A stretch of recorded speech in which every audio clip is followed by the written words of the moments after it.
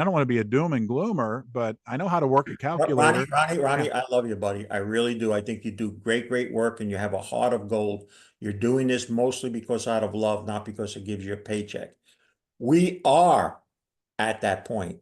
It Yeah. is not doom and gloom. You are being realistic. Who's not being realistic is the don't worry, be happy crowd that makes up much of the financial service industry, who totally disregards this, has no real understanding. And if they do, they'll never speak about it because it would greatly impact their livelihood right now. As we record this video on September 13th, 2024, gold is continuing to break out to new highs. You might be wondering, will that continue? Who better to talk to than Peter Grandich? He has decades of experience in the financial services industry. He's followed gold and silver for decades. He's appeared on every major news network as a guest. He's also an esteemed author. I have his book here, which I've never shown, and a great friend of Ron's Basement. And we're going to talk about the gold price and the silver price today. Peter, welcome to Ron's Basement. Now, you didn't choose me just because it's Friday the 13th, did you? You know, one of my daughters this morning, I have twin 12-year-old daughters. She's walking out the door to go to get to the bus, and she said, it's Friday the 13th. We might get slaughtered tonight. I thought, wait a minute. So, Well, the good news is the Comex gold bears are getting slaughtered right now. So that's the good part. yeah, there's a lot going on, Peter, in the gold market, new all-time highs. Before we came on, I mentioned to you that I read this report that Bank of America said that gold is now the preferred reserve asset in the world, second only to the US dollar. It feels like to me, does it feel like, am I off when I think that we're kind of reaching a showdown stage between the dollar and the gold? I think it's more of two people crossing in the night going in opposite directions. Uh, First of all, shame on the financial service industry in general for not recognizing an investment that A, has a couple thousand-year track record, not like something recently that's only traded a decade or so, and they're all caught up in at the moment, cryptos. It has outperformed both the stock and bond market, not only for the last 3 years. It has outperformed stocks since the new millennium started, and it's outperformed bonds. And let me tell you why this is critical over the last 50 years based on performance now.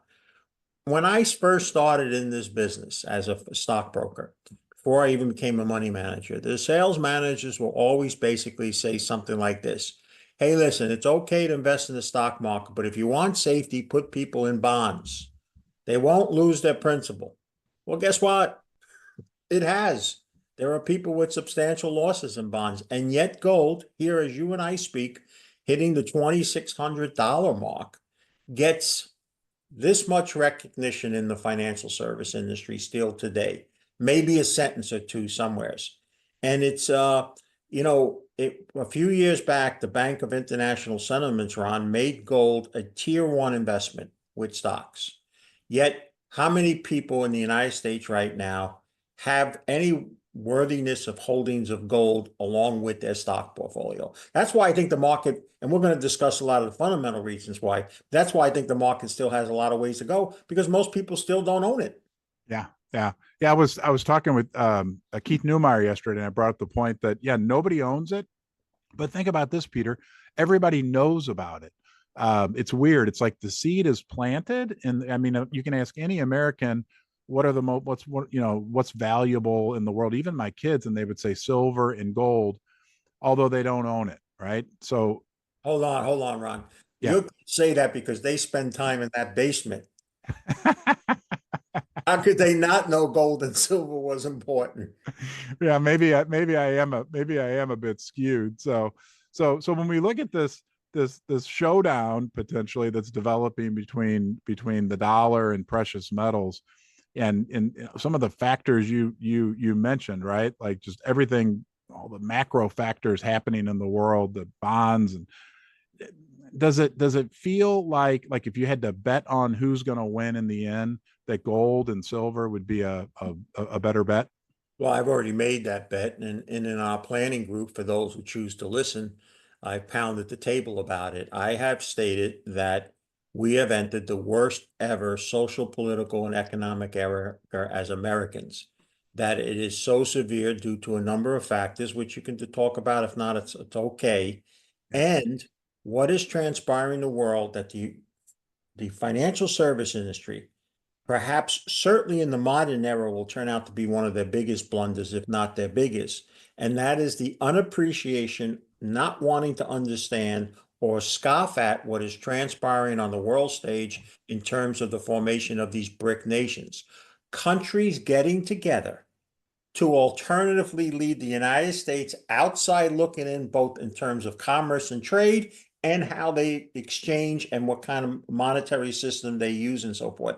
And I say to these young financial advisors, and there are even some in the very place where I still do my business through, and I say then to them, explain to me how, if more and more countries who used to trade with the United States stop trading with the United States and stop using its currency, how does that end up beneficial to the United States? And I get an old Jackie Gleason, and they can't answer it because that's what's transpiring. And the untold story in that, Ron, that's only getting some traction now is all these countries that also repatriated their gold from the United States back into their own central banks. They're not doing this for a trade. They're not doing this for speculating like you and I are doing on some junior resource stock. They're doing it because they see what's changing on the world stage, that passing that I spoke about, that the dollar is going this way and the gold is going that way. If you're looking to buy gold, silver, or platinum, do yourself a favor and check out Pimbex, the online precious metals bullion dealer and sponsor of Ron's Basement. I was a happy customer before they offered to support the channel. You'll find they have the best prices, quality, and service. I think Pimbex is best, and you will too. And be sure to tell them that you're from Ron's Basement. How could the world not be losing confidence in the dollar? I read something this morning. I want to get your comments on this, Peter. I think yesterday the Treasury Department put out the August numbers, and the United States government ran a $380 billion deficit in the month of August alone. That was up from only only 90 billion in August of last year, and we're now on track for 2024 to have real close to a $2 trillion budget deficit. I mean, that's getting added on top of, the already expanding almost 35 trillion in debt, increased interest expense. At some point, does this, I guess the two-part question, when the world looks at that, and we can presume that they have smart people and economists that have calculators that work, that they're going to lose confidence in the dollar. And at some point, does this get manifested in just the dollar going down in real value and inflation continuing to skyrocket? Well, let me answer that a two-part answer. The first, it's clear and evident. The amount of foreign buy-in of our debt continues to drop considerably. Mm-hmm. And uniquely, some of the biggest net sellers of our debt are some of the biggest leaders in the BRIC movement, Russia, China, and some others. The second thing that you're seeing is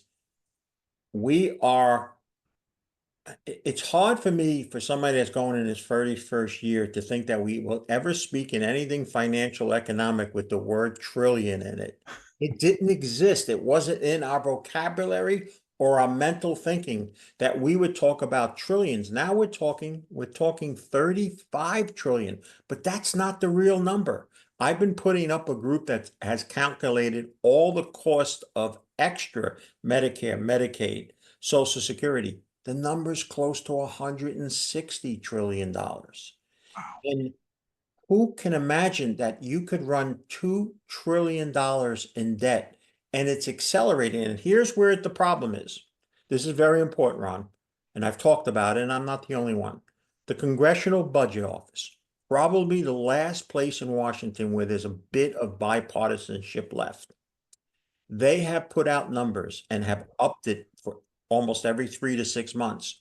They are now forecasting a $54 trillion hard debt before the year 2034, with an important asterisk They have no recession of any worthiness in that period. So if there is some significant slowdowns or recession, that debt will increase more and the period will come faster. But let's just use $50 trillion. And please, folks that are listening, both Ron's and my followers, pay attention to this part.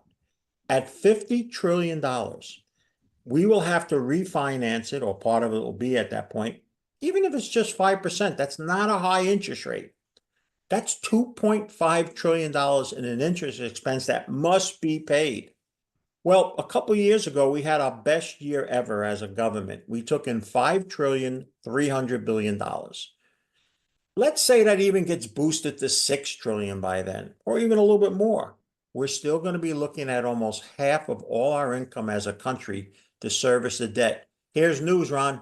You're not going to have the military that you're used to. You're not going to have government service as you're used to. And a lot of people that are expected to be paid on things are not going to be paid, or it's going to cost a lot more to be paid. And that's a fact. And you can beat around the bush and you can talk about all this stuff. But Ron, that period is in most of us, God willing's lifespan. This isn't something now that's 20 or 30 years away, Ronnie. This is right in front of us. Most of us are going to be living, please God, or maybe not please God, when that period comes. Yeah, in that 2.5 trillion in interest that you talked about, it's important to remember that interest expense also then gets basically added on to the debt level, right? I mean, it becomes like a because doom. they borrow Yeah. to pay it.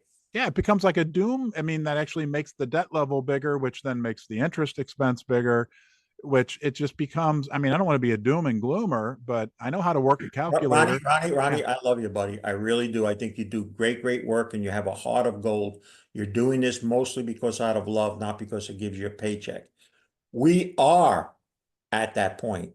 It Yeah. is not doom and gloom. You are being realistic. Who's not being realistic is the don't worry, be happy crowd that makes up much of the financial service industry, who totally disregards this, has no real understanding. And if they do, they'll never speak about it because it would greatly impact their livelihood right now. And in fact, let me tell you this much. I talked recently to one of my friends. He was once the second highest, managed the second biggest fund in America, worked, has his own island in the Caribbean. Mm-hmm. And I said to him, and he's still, he's a mature man. He's a little bit older than me, probably about 70, 71 now. And he says, Pete, you know what? I know you're right, but we got to try to make as much money before that happens. That's their philosophy. Yeah. That's the trouble. And it's coming. And you know what? I don't want to be around and say, see, I told you so, because Right. the lifestyle and what most people are going to have to go through is going to be very unpleasant. Yeah, the math behind it doesn't work. And I appreciate the point. You brought up something very, I think, pertinent to the whole situation, like that 50 trillion estimate that the CBO came out with. That does not factor in a recession. And I've heard some other people mention the fact that, like, we have more debt than any other time in history by any metric, any ratio, anything else. And we're coming out of what they're telling us are good times. What happens if we run into some bad times, like you mentioned, right? Like a recession or further geopolitical turmoil. When we have the BRICS stuff going on, like we're going into what could be a difficult time on different levels with a horrible financial situation. So I guess it really is like it's in the headlights now. Like we can see it, but like you said, most people stick their fingers in their ear and and sing and say, I don't want to pay attention, everything's fine, everything's good, until it's not. First Mining Gold is a development company advancing two of the largest gold projects in Canada, Springpole in Ontario and Duparquet located in Quebec. Each already has 5 million ounces of gold reserves, but exploration initiatives are underway at both projects to find even more gold. First Mining is well financed, has zero debt, and owns an interest in 4 additional Canadian gold development projects. I've been speaking about the BRICS, and again, not alone in it. It's finally getting a little bit of traction in mainstream media, and I think it's going to get a lot more after they conclude their meetings this fall, because we're going to learn a lot more of how fast they're growing and how it's going to impact us. But I'm going to give you another topic that almost no one's speaking about, And I think in a couple of years, they're going to have to, because I've seen the signs already. I believe the European Union, as we know it, is breaking down. Yeah. And whether or not it fully collapses, but it'll be minimally greatly weakened at a time when Western civilization, which it makes a big part of, Europe is Yeah. making part of that. We're seeing not only the breakdown of it economically, but we're seeing it in terms of this great immigration migration that is coming into the Western civilization as population of the Western civilization declines, birth rates are not keeping up with debts, et cetera, et cetera. And people are just seeing the beginning of those changes. Look at the type of stories. Now you're in middle America, okay? Yep. Look at the stories that we would have never imagined 5, 10 years ago. Reading about people that are living in our country and are capturing our pets to eat them, and I mean, but these are stories that come from that other part of the world. That's a way of life. And I'm not here to judge. God created all humans equal, in my opinion, and all. We haven't begun to appreciate these enormous changes at a time, as you said it, when most people are still going around like this. Yeah. And I see, and this, if I may, Ron, Mhm. I see still 8 out of 10 families that come into our financial planning group still living at least one or two lifestyles above where their finances support. People say, well, what do you mean by that? They spend more than they take in. They don't have positive cash flow. People say, how do they do it? They borrow, they keep refinancing. They have car loans or leases sitting outside. They are not fixing up their home. They're using the money to live a lifestyle better now. They're not putting money into retirement funds, et cetera, et cetera. And a lot of them are doing it because they believe they've been told you got to keep up with the Joneses. You know what I always tell them? Wave to the Joneses, but don't try to keep up with them. Live a separate life. And this country is a prime example of not living within your means. Mhm.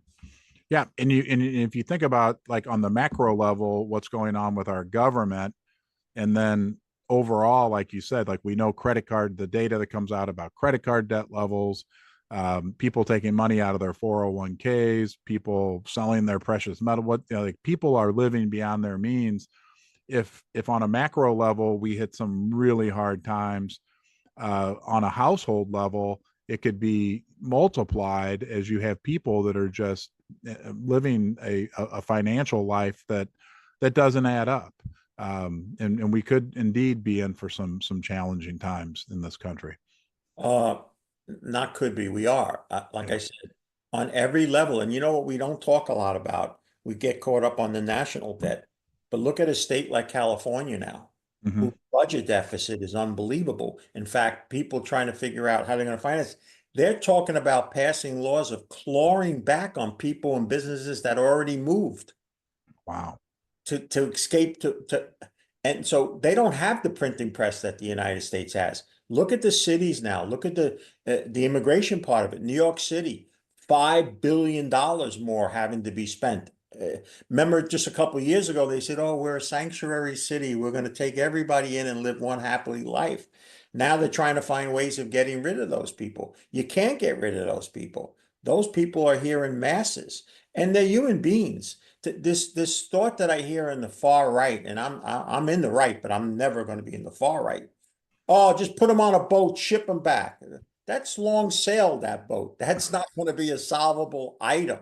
Yeah. And that's why there are a lot of issues that are transpiring. And we're not even talking about the politics of what's transpiring here now in the United States.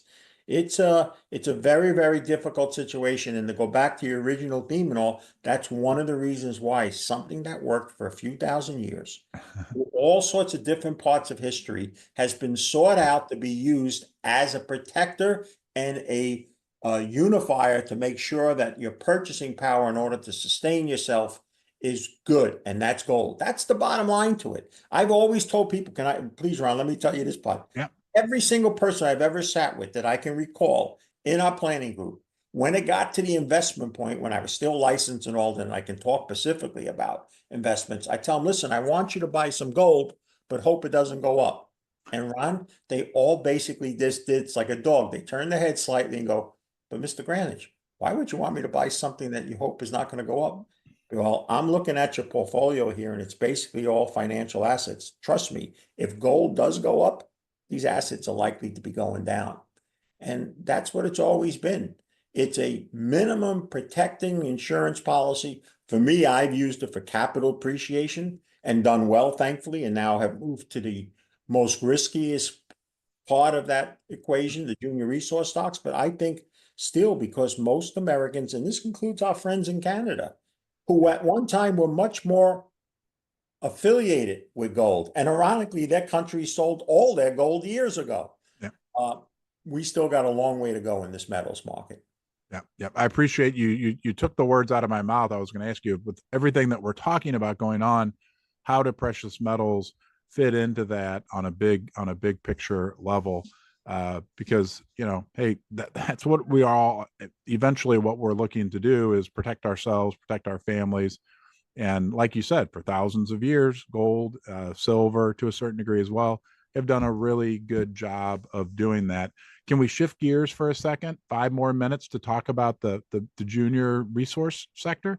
Ron of Ron's Basement, if you Yeah. want to stay the next hour, I will stay with you. I really, listen, I put something out today on my X page. You might not even know it about Yeah. yourself. Oh.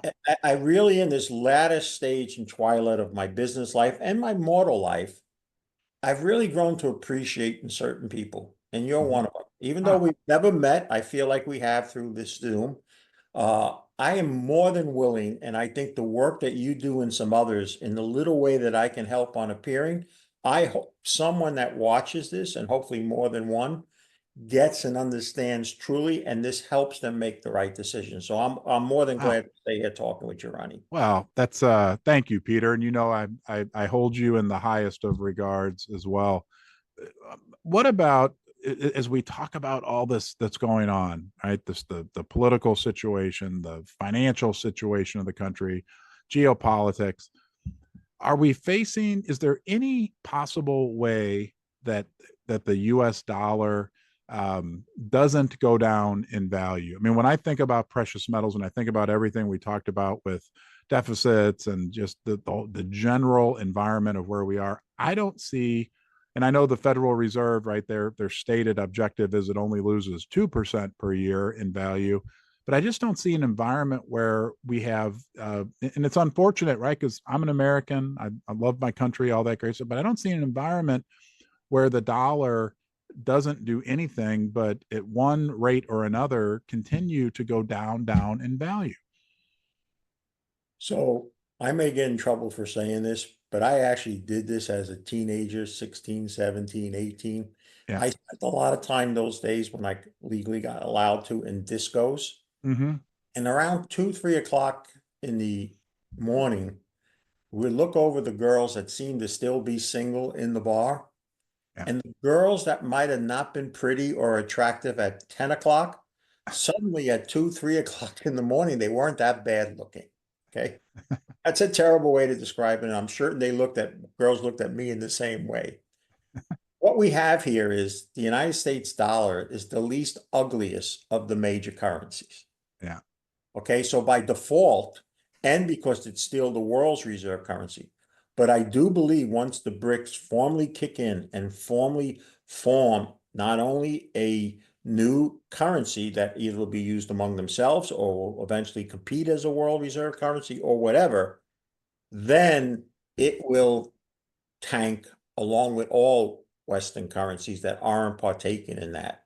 And so for the time being, one of the reasons it won't come down a lot is because the rest of the current currencies that it competes against, the euro is worse off in a sense because they're not unified where they can each print their own keep currencies. Mm-hmm. And I think we've seen just the crack in that now, especially out of Italy and all, where they're talking about maybe it's time that we focus back about ourselves. So to answer your question is, I think that the dollar is survivability, but it's not going to prosper. Yeah, yeah. And I appreciate you. I mean, everybody talks about the BRICS and the silver and gold community. I think outside of it, if I talk BRICS with my general neighbors, they're thinking about the bricks that our houses are made out of.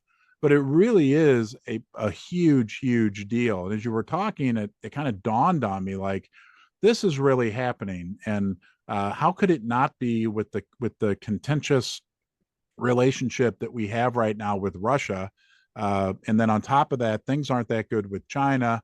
And then you throw India into the mix, Saudi Arabia, everything going on in the world. Like, this really is a big deal and really is happening. And that it could have serious, massive consequences. I'm not saying we're going to wake up one morning and the dollar is going to be, completely revalued, but I think at minimum, it's going to have a major impact on the buying power of the dollar as we go into this. It's in the headlights, I guess you could say. Ronnie, think about as all these key central banks have been physically, aggressively accumulating gold and asking back for the gold that the United States held for them. The other parts of the community were sellers. People, Mm-hmm. mutual funds, the exchange traded funds that held it were actually liquidating into that. They Yeah. weren't buyers along with this. Now, it's true in Asia, and particularly China, retail buyers have been very aggressive of the gold. But here in the Western world, and particularly in North America, we've been net sellers still of the metals market. And this is all occurring. I've said this for 2 years now. These central banks are not doing this to speculate or for a trade. They've recognized what is coming, and they recognize that the US dollar and US paper and the US as a country is no longer fully dependable and AAA. And they recognized that they had to take actions. And by the time the financial service community recognizes it and it becomes part of their talk, it'll be too late for most people. The barn door will have already been opened and the animals will have escaped. Yeah, yeah. And I hear this talk about how well gold has done here over the last 18 months, 2 years, and that things really are different this time, right? Like a lot of the old um, relationships that everyone pointed to have really been thrown out the window. Like, oh, like we had ETF outflows over that period. And that if you look at a chart over long periods of time, that there was a strong correlation between ETF flows into the gold and silver, I guess ETFs, and the price of the metals. But we saw ETF outflows, but at the same time, we saw the price go up. That we we really truly are in a different period of time right now. I think a lot of people attribute that to the central banks. I also heard something that I guess I knew, but I hadn't really thought of as being so important. That, and you alluded to this, that when these central banks buy gold, I think it was this Ronnie Stoufferly guy. He said they're sticky buyers, meaning they're not buying it for a trade. They're not buying it in August thinking, well, we'll sell it in January and make some profit. They buy gold, they're sitting on it, right? They're holding it. So to answer also, I know you said you wanted to talk about juniors. Let me Yep. just take you a little back here. So I had four processes as 2020 came to an end for me, and I just share what I do. And what I do, most people shouldn't do, but at least give them, they can hear the reasons why. So I Yep. said, listen, I think physical gold will outperform the performance of both the stock market and bonds. And therefore, if you're interested in capital gains, not any other reason, but to make money on something, own gold. And of course, up until now, that has outperformed stocks by a factor of 2 or 3, depending on what index you measure. And it blew away ownership of bonds because bonds lost money in that time. And I set 4 things that I thought was going to happen. First, gold would outperform. Second, the major mining companies will finally turn up because the free cash flow that they're going to make on the dramatic increase in the price, and since they're not an industry that has wild expenses that you can usually contain them, and the key things that were more expensive than them have gone lower, like oil prices, etc., they are going to become a free cash flow machine. They have. Mm-hmm. If you thought their last quarter earnings were phenomenal, think about now they're selling gold into the market at 2,500 and all, at probably an all-in cost of 12, 13, or $1,400. It's going to be tremendous gains. That would lead to number 3, a marked increase of mergers and acquisitions, because what these majors are going to do with these free cash flow, they have 2 decisions. This is that. Let's have a board meeting. You and I are Okay. running, we'll call it Ron and Pete's Gold Company. All Okay. right. So we're sitting together and we go, okay, Ronnie, we could do two things. We produce 2 to 3 or 4 million ounces of gold a year. We have 20 million reserves. If we don't find any, we're out of business in 6, 7, 8 years. What can we do? We can either go out and start exploring for it ourselves and go through that entire process and course, and maybe 10 to 15 years from now, finally open up a mine that produces it to replace what we need. Game over. We won't be able to get it fast enough.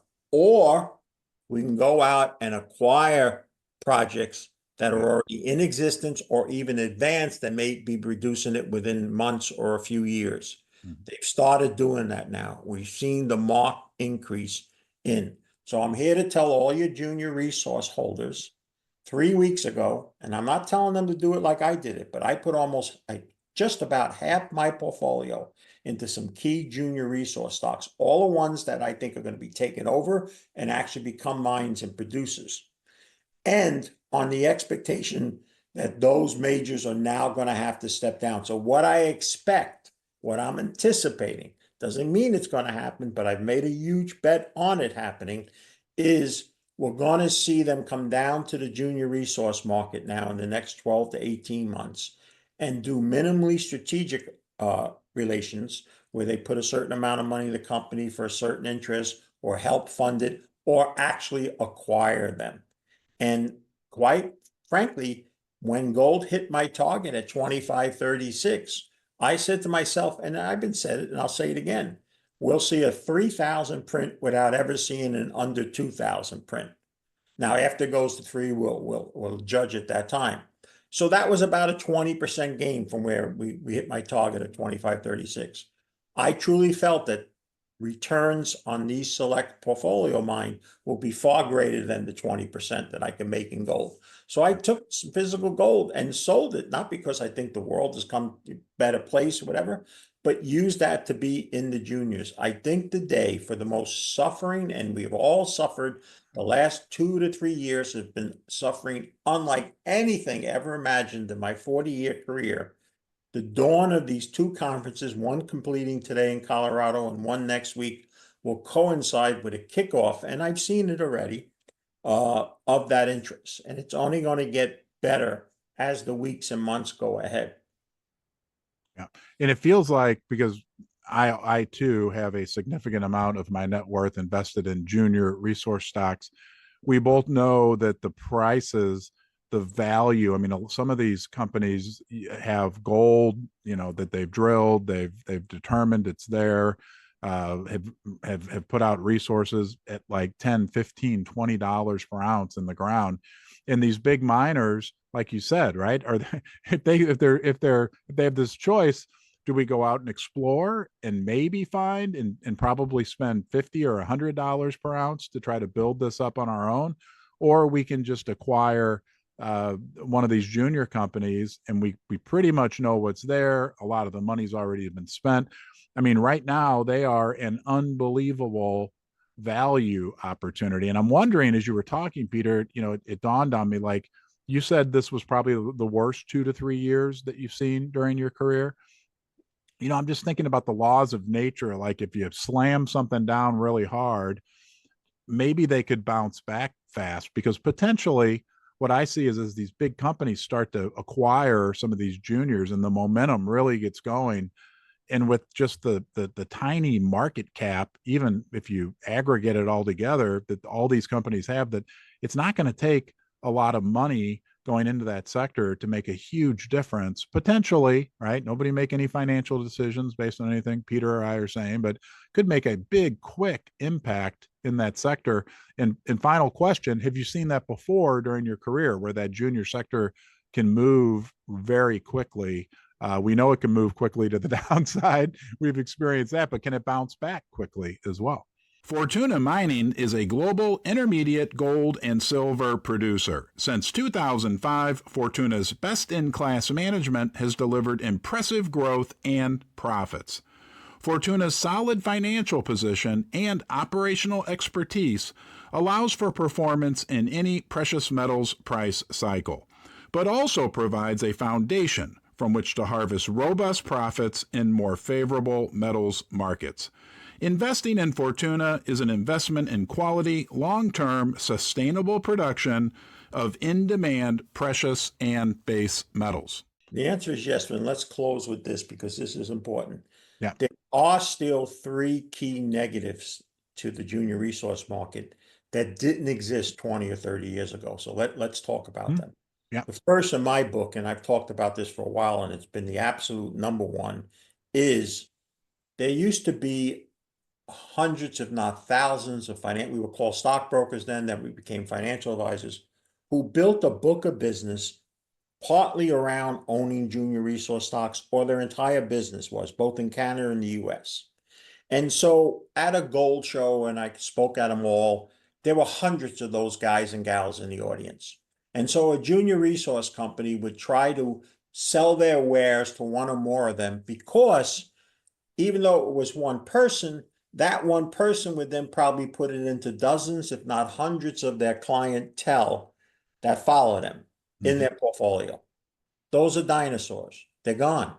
There's just no economic way to build a book of business buying juniors, because the commission charges can only, there may still be a few that pay something close to full commission, but each day there's less and less.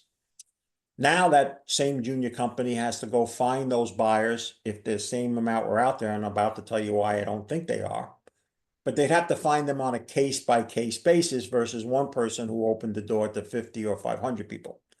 The second biggest thing, and this coinciding with the first one, still remains a negative, and that's cryptocurrencies. Yeah. Ronnie, I'm telling you, at under 40 or under 30 age, if you found people who speculated or be considered speculation, they've gone into cryptocurrencies, not the junior resource market, where 20 or 30 years ago, they would have gone partly into the junior resource market. And cryptocurrencies still suck money away that would go into the junior resource market. And then the third negative, and it's still here, and that is regulatory. Here in the US, if you're a licensed financial advisor, most firms won't even allow you to take an unsolicited order for a junior resource stock, even if it has an OTC symbol. Yeah.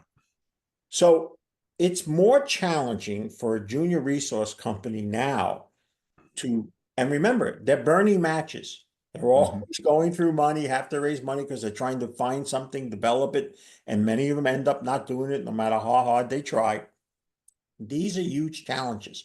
But here's the overriding factor to those three. There is such an enormous need for metals.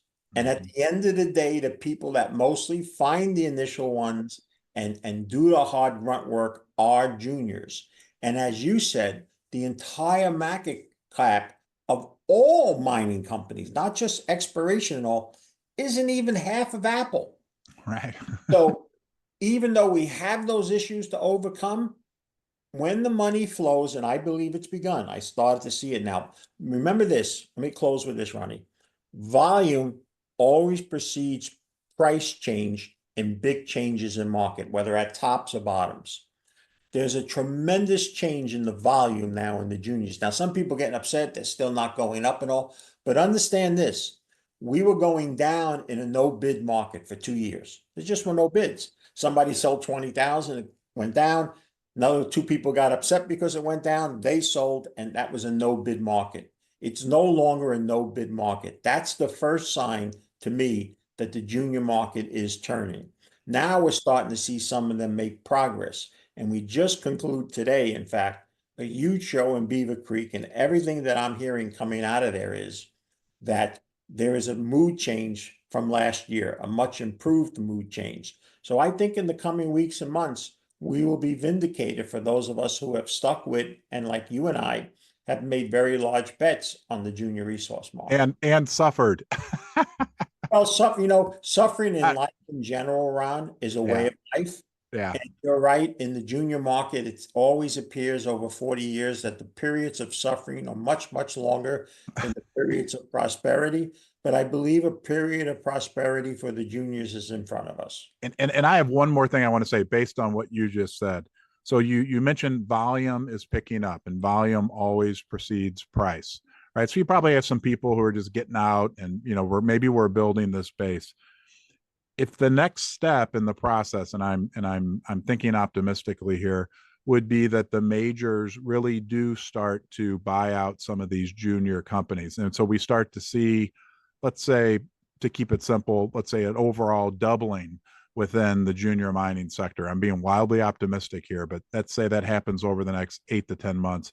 And if we see a doubling, because like you said, like the general retail investor, the brokers aren't recommending the stocks anymore. So what I thought was, well, but maybe the next big catalyst will be these big major companies, because they, as we talked about, they need these resources. If they come in and the prices start to go up and we get 60%, 80%, 150% return in some of these junior stocks, that then might, snowball into the general, or just a little tiny part of the general investing speculator community starting to pay attention and say, wow, these junior mining stocks, that we could have I'm being wildly optimistic, but I think that a situation like that could possibly play out. Hopefully it does. I don't believe you're being wildly optimistic. I think you're being realistic. And here's the example, and we'll clearly finish on this note. Goldfields recently made a major acquisition. They paid a 70% premium, more than double than the usual 30 or 35% premium. They paid it in cash, and they literally said one of the main reasons they did that is because they knew there were other majors competing with them. Yeah. That's the signal that the ball is rolling, that the boardrooms of the top 20, 25s recognize now that they have to go. So if I have a company, I just have to use it. Northern Superior has almost 4 million ounces. It's being valued somewhere around $15 an ounce in the ground. They could pay double the price for the stock now. We'd all be kind of happy. All right, double the price, and still only pay $30 for it in ground. And Peter, that Osisco acquisition, that was Goldfields, the South African that bought, I've heard many times now that was valued at $200 an ounce. Yes, yes. Because it was well advanced. And Yeah. there was another deal done recently, which was impressive because not only did they pay over $1 billion for it, but they're still going to need to put another $1 billion into it to get it into production. So the tide has turned from the business end of it. Whether or not the investment end is still no momentum, but you made a case in point. You're just going to need some of those examples, and it's probably several months still away till everything basically doubles, the good ones and all. And then the public wakes up, and it's probably going to tie in with a turn down in the overall market. And now their eyes are willing to look elsewhere.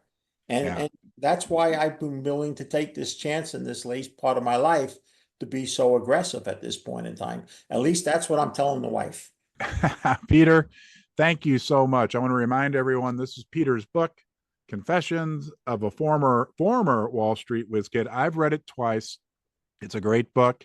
If you want to learn more about Peter Grandich, people can go to petergrandich.com. Is that correct? Yeah, so at petergrandich.com, you can actually read the book online. You don't even have to order it and buy it. So petergrandich.com, there's a link that says resources, hit suggested readings, all our booklets and all that I've written there. I do YouTube where like great interviews like this I place up, but where most of my commenting now is on my X page.